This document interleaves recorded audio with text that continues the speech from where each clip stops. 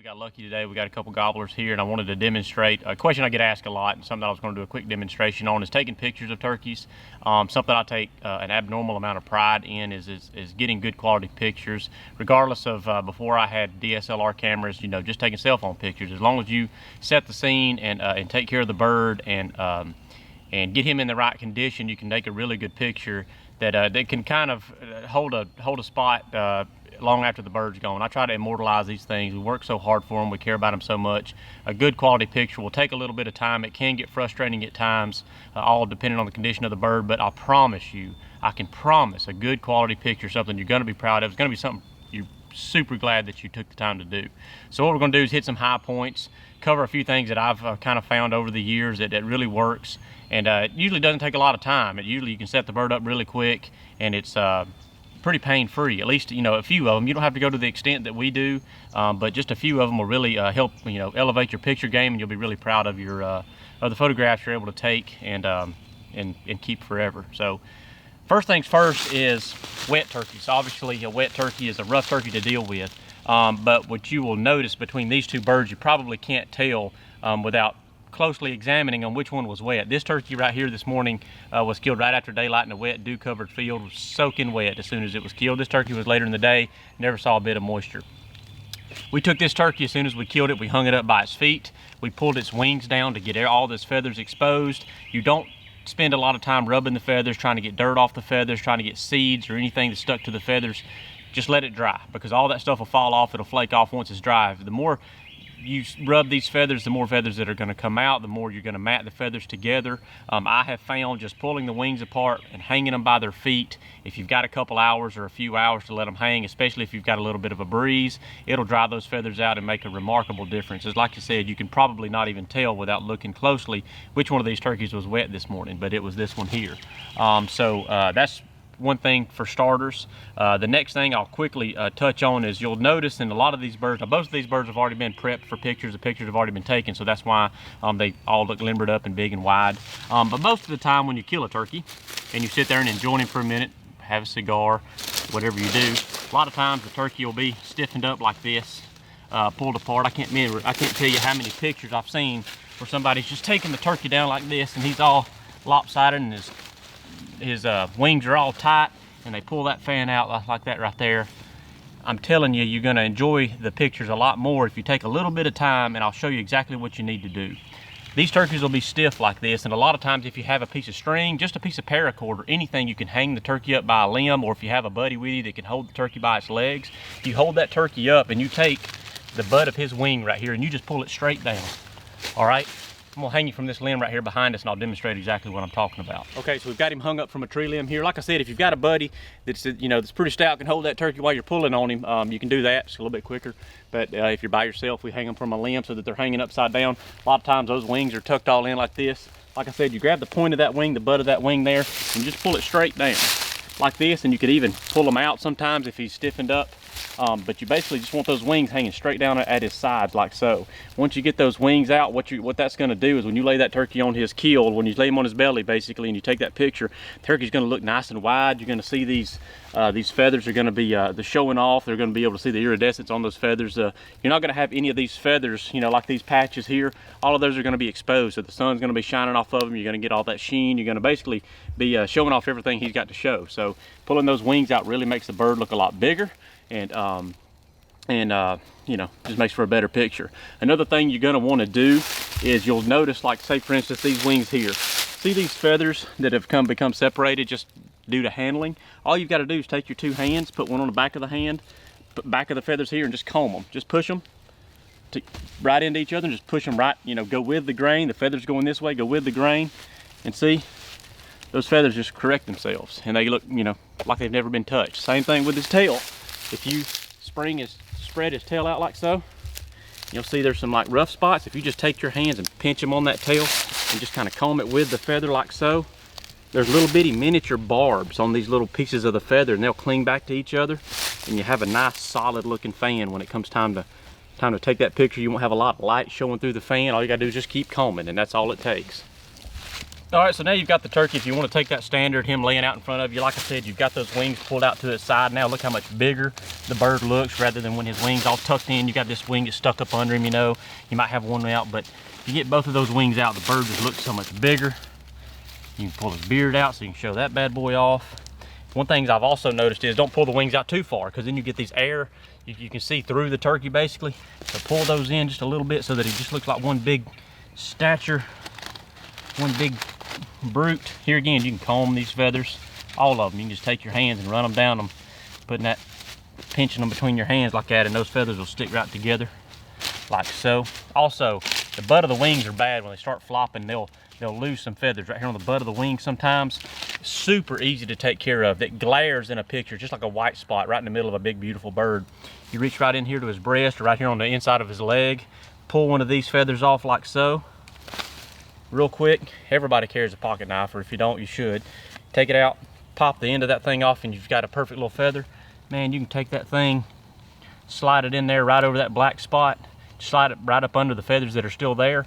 It'll cover that white spot up. You'll never be able to tell it in the picture, and then you've got a perfectly, you know, good looking bird without that big white glaring spot. You wouldn't believe how a little bitty spot less than the size of a dime will just glare in a picture.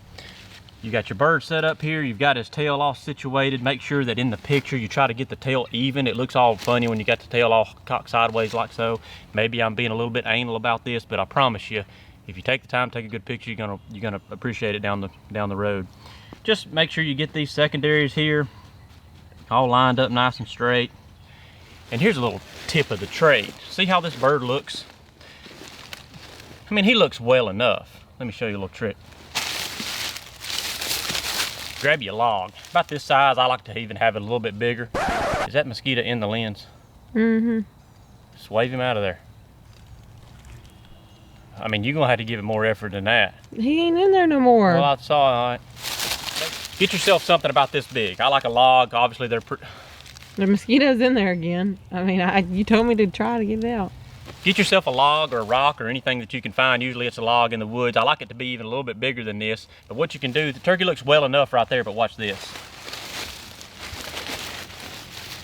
You take a log and slide it right up under where his legs come out of him. See how it sets his rear end up like that? All these secondary feathers are kind of displayed a little bit better, and it just makes the turkey look bigger. The turkey's kind of set up in an angle. You can't see it in the picture. You can't even tell that, but the bird just looks so much bigger. He's kind of situated up higher from you. You sit down, make sure you get low. So get yourself off to the side so that you're not blocked by the feathers or anything. And then also look comfortable. Don't try to do this number. It always looks awkward. Get comfortable behind the turkey. Situate yourself about a foot behind him. So here again, you're pushing that bird to the forefront. That should be the center of the picture. Take either your ring finger or your pinky finger, hook it in just on the inside of the last feather on one side, and then put your thumb on the opposite feather so that you're on the last feather on the opposite side. Then with one hand, you can basically just open your hand and you have the turkey displayed wide open, and you can have your other hand looking relaxed. And there you go. A couple other things we want to hit on while we're thinking about it here is the head. It can get a little roughed up, like this turkey over here was extremely close, so the head is a little bit messed up. We carry baby wipes for obvious reasons when you're in the woods, but this can be very helpful when you're cleaning up these turkeys. We don't like ragged, bloody, bludgeoned turkey heads. We will take the time, pour a little water on it, take a baby wipe, clean him up a little bit, do the best we absolutely can. Take the feathers if they're matted down with blood, rinse the blood off, let them dry, fluff the feathers up around the bottom of his neck. When you're taking the picture of the head, a lot of times you can roll the head a little bit like this. It looks funny a lot of times if you've got the head completely extended out, especially if there's blood and there's skin missing, because a lot of times tight turkey loads, turkey gets close, you're gonna remove some of that skin on the shot. Don't want to display that kind of stuff, but usually if you take the turkey's head and kind of pull it back, kind of get it to where his neck looks nice and fat going down to his head, it makes for a lot better picture. The feathers a lot of times ruffle up. Just looks like more of a burly bird. Looks like more of a just a hefty bird, in which I think all of us want our turkeys to look big. I've killed a lot of little turkeys, so I've had to figure out how to make them look big. And getting away from the bird, talking about scenery, landscape, lighting, just a couple quick things. You always want that turkey, if you can absolutely help it, you want him facing the sun so that the sun's on his feathers. He get that iridescent color. You get those greens and blues and purples that come out in the turkey's feathers, and that sun can get up under your hat bill. You know, that can be really, really challenging if you kill a turkey in the middle of the day or you're taking a picture in the middle of the day. Sometimes you may want to wait till the, you know, the evening time to take your picture. Like now, you get that soft lighting so that you can take a good picture without any of those big shadows. Big shadows happen in some pictures. You just can't help it, but, you know, it's good to try to take it into consideration and avoid them. As far as early in the morning, late in the evening, like we are right now, takes really good pictures. And like I said, as far as landscape goes, something I just do is I try to encompass the hunt. If I killed him in a field, I like to get the field in the picture. If I killed him in a hardwood bottom, I like to get the hardwood bottom in the picture. If it was a big laid over log that we were close to, I'll display them on a big laid over log. You can get creative with it. Another thing, like we were talking about earlier, wet turkeys that the tail gets messed up on. Some turkeys have broken tail feathers. Some turkeys, you know, stuff happens. In those type of situations, this pose may not be the best one for you. You can hang them upside down like we did from the feet earlier. You can sit up under the turkey. You can kneel by the turkey. You can take pictures with the turkeys over your shoulder. You can take pictures a lot of times if you're in grass like we were this morning. These two turkeys were killed in a field that had really tall grass. You just sit on one knee. You take the turkey. You put him on the point of your knee, put him right behind his beard, so his beard's hanging down at your leg. You can pull this wing that you've got pulled out, kind of pull it over your shoulder. Opposite this hand here, you're closest to the camera, hold him at the end of his drumsticks right here, kind of on his knees. Then you take that other hand, put your thumb in this feather, put your pinky in the other, your head's off to the side so you can smile and take a nice picture and display more of the bird. That's another option. And like I said, just get creative, look around you. Rocks, if you hunt around a lot of rocks, laying your turkey on a rock can make a real good picture. Water, if you're hunting around water, I really like to hang my turkeys and get a shot over the water. That looks really cool. And as far as setting the camera up, you know, cell phones work. I've taken pictures for many years just using a cell phone. It's always available for you. These new cell phones have incredible cameras on them. You can get, I've used for years, I've just had some of the rubber coated wire that you can get from Home Depot, the little cable ties, the wire ties that are rubber coated. I've taken tree limbs and I've stabbed them in the ground, took my phone and wrapped them with the wire, got it all situated, used that on the timer. The easiest thing, one of the little like Joby or the Joby like tripods that, you know, are literally this big. You can wrap them around a tree limb. They can be set up as a tripod on their own. I'll just link one of those in the description below with everything else, so you can probably get on there and click on there and go find you one. But it usually has a little adapter that you can get that you can put your cell phone in it. That way it's a lot easier to get the picture framed up right when you can put the phone or the camera wherever it needs to go. And always take multiple pictures. You know, you can always delete pictures. You never know when one picture is going to be underexposed, one picture is going to be overexposed. I mean, even on iPhones, you can get on there and change the colors and change the exposure and change little bitty things about the picture that can definitely make the picture better. But yeah, I mean, I think just doing those a couple steps there is definitely going to give you some much better photos to remember forever.